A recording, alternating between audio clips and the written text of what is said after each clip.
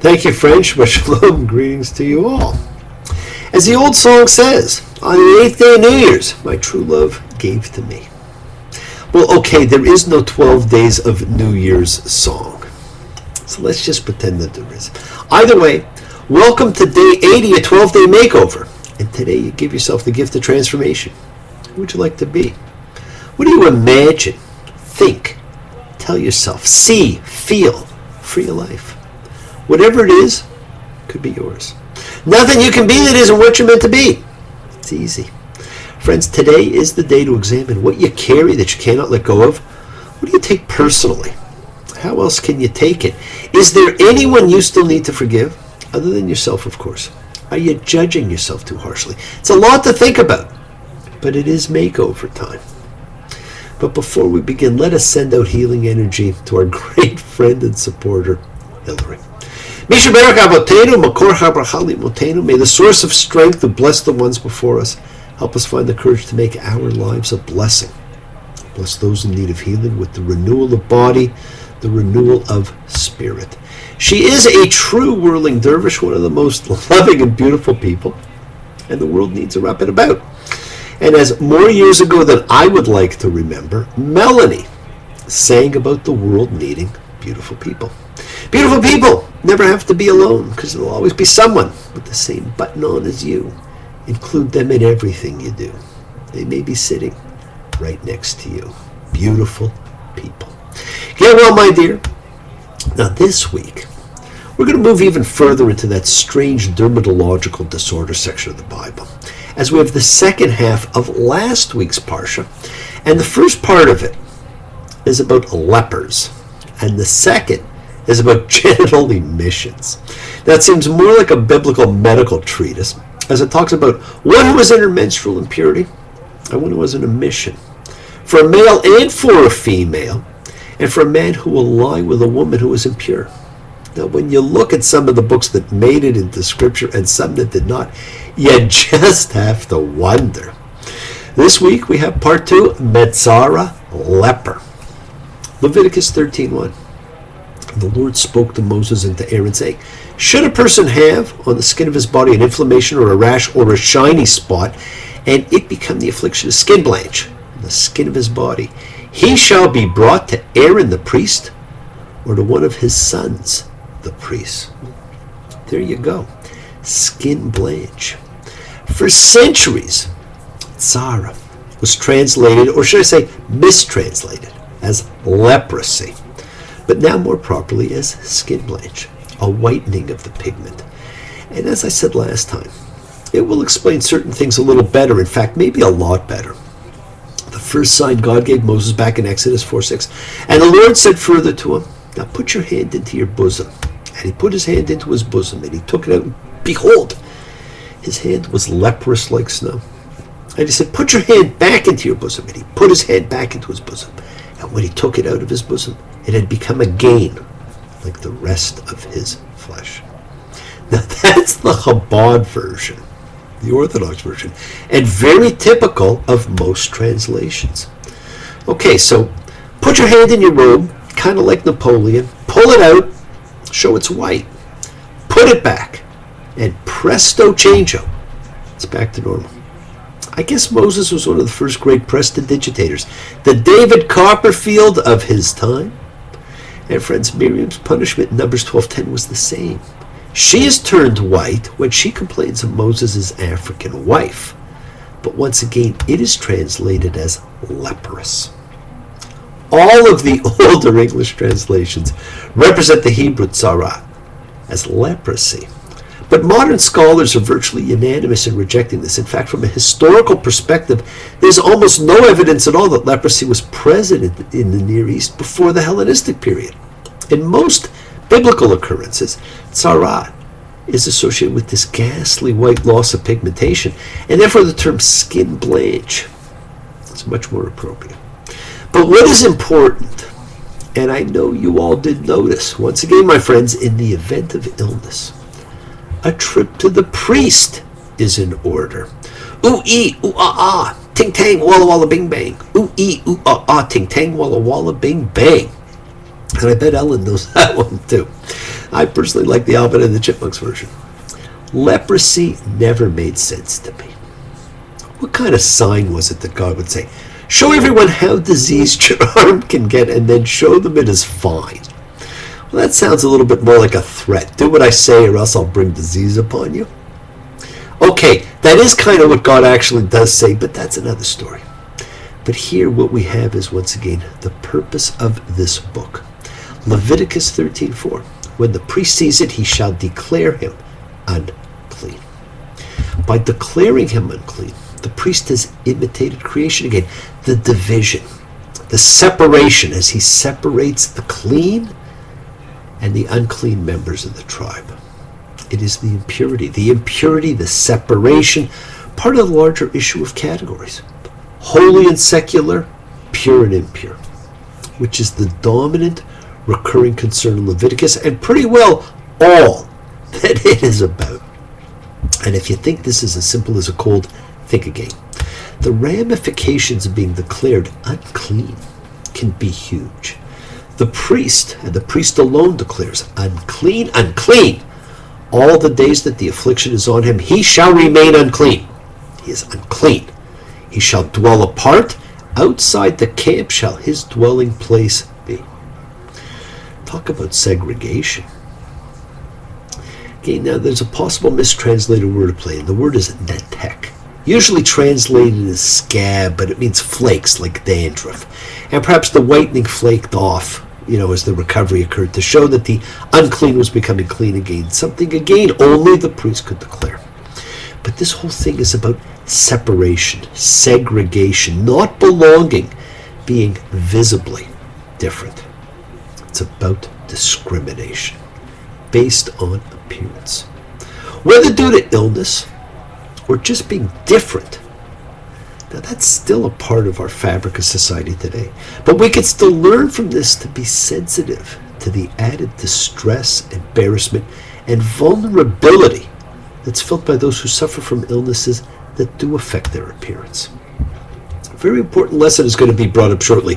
As all lessons in Leviticus, the instruction manual for priests are by law. And it's about not putting things in the way of the blind. And man, is that important. This is not just about physical blindness. Some days it seems most of humanity, and I use the term carefully, are pretty blind to each other, to every living thing we share this planet with, to our great home and its cosmic place. And we can go that extra step to bring back those who are excluded. Leviticus 14:2. This shall be the instruction for the leper in the day of his purification. Really? Instruction, of course, means law. So here we have a law for the leper. A law. They take him to the priest again for the priest to see. And notice it says, in the day of his purification. So what follows is not a ritual of healing. The person is already healed. It is a ritual of purification, of reintroduction. So the ritual of purification is all about reintroduction. So what does that mean? It's more than just a reintroduction to the community. And that was really essential. The whole point was to reintroduce the people to the community. But it's more than that. It's a reintroduction into holy, into sacred. When we purify ourselves in our move towards, like ritual and observance, are we not going through steps to reintroduce ourselves to states of holiness? By candles, by washing, by all our individual observances, we are reintroducing sacred into our lives. We just don't realize it, and we rarely teach that that is what we are doing. But explaining why, instead of just saying do, allows each person to embrace ritual in the way it was meant to be. It brings back Kavanaugh, intention. See, today, our impure are quite often the infirm. And so this is about bringing people back who are infirm, bringing them back into the community, into our community. And so today there's synagogues that have installed ramps to the bima for handicapped people, balloons for the deaf, so they can experience the vibrating sound of the shofar on Rosh Hashanah. As we were once responsible to return and include those who were impure to the congregation, so we may learn to include those that we exclude as well. It is inspirational that we can derive this essential principle from a parsha in the Torah that seems so remote to readers in this age. What does it feel like to be an outcast? Many of you know. Some of you cannot imagine. The world has been a world of barrier, of differences, of exclusivity, not inclusivity. What can we each do to change it? The individual changes are what changes the world. How can you be an agent of change? What is one thing that you can do to break down the barriers that divide? On this day of transformation, in this week of creation of the life you want, what can you do? And all the cleansing and purification all takes place in a particular fashion. Forget about the sacrifices. We've not seen one since Second Temple times. Notice instead that all of these things that it talks about, and that we still do, the phrase that's used over and over again is over living water. Mayim chayim. Almost all these rituals over living water. That's why things like mikvahs are so important.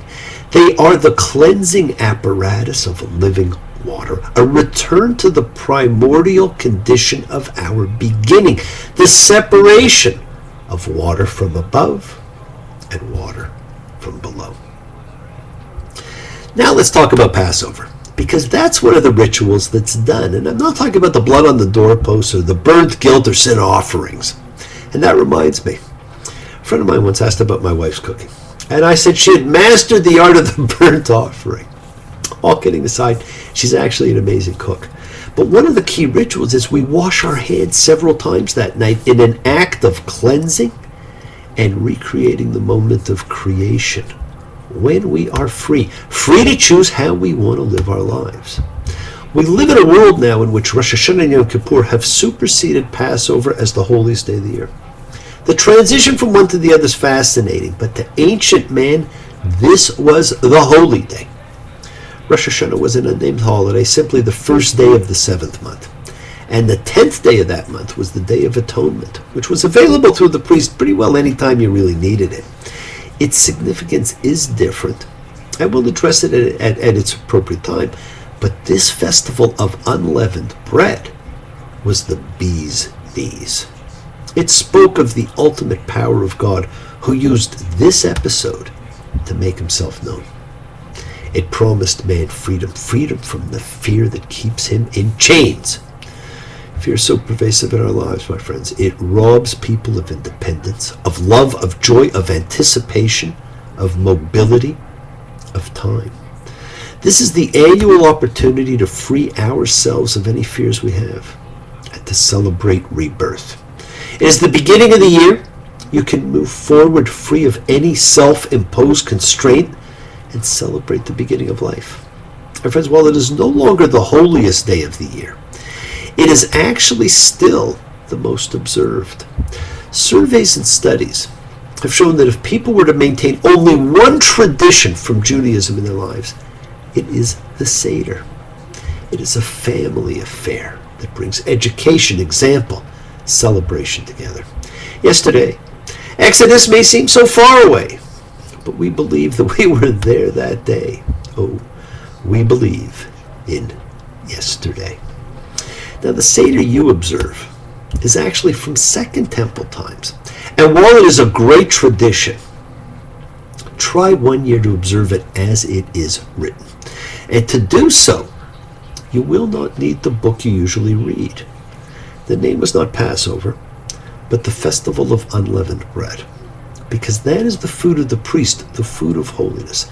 Pesach meant the halting, because God halted when he saw the sign of the blood on the doorposts. The 4 questions were only 3, and everything you need is contained within the foods you eat and the plate that you have it on. The world is sacred, and so is everything in it. Express your gratitude. Light a candle, make a wish, celebrate your life and the lives of those you love. Share your feelings with them. Live free, be free, honor your freedom. Be well, be happy, be blessed. Share and honor the light and all who live in the light and continue to shine. Continue to send everybody you know goodwill and love. Pray for peace and freedom for everyone. And end to terror and hatred. Remember, friends, we are a community. We learn together, we celebrate each other, we love each other. We share this ride together, men and women equally. Let us send out love, not fear. Send out peace, harmony, good healing to all who need it. And please do learn to live in love. Learn to forgive. Open your hearts. Honor the relationships of your life. Tell those you love that you love them. When's the last time you told people you love them? Take advantage of the time you have. And remember the journey. It's all about your enjoyment. We take twists and turns in the patterns that weave through the fabric of our lives in our effort to grow, to learn, to be, to love. So please do love and share the light with all who live in the light and all who need the light. And send healing and love to all who need it. The time to celebrate freedom is now. The time to be reborn is now. What do you want? Who do you want to be? See the arrow on the doorpost saying this land is condemned, all the way from New Orleans to Jerusalem. Well, God is in heaven, and we all want what's his, but power and greed and corruptible seed seem to be all that there is. You can change it, my friends. That, of course, was Bob Dylan's Blind Willie McDowell. Bless you all. Have a fantastic week, a week of love and light and peace and healing and thanks.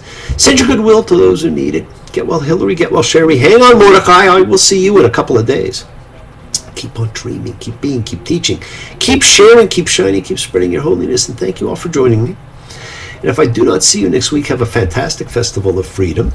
But I do hope to see you because, we'll take some time and we will do a Seder, and we'll do a Seder the way it was supposed to be, and it'll be a little bit different for you. So I hope you all join me next week. Anyhow, Shabbat Shalom. Have a fantastic time.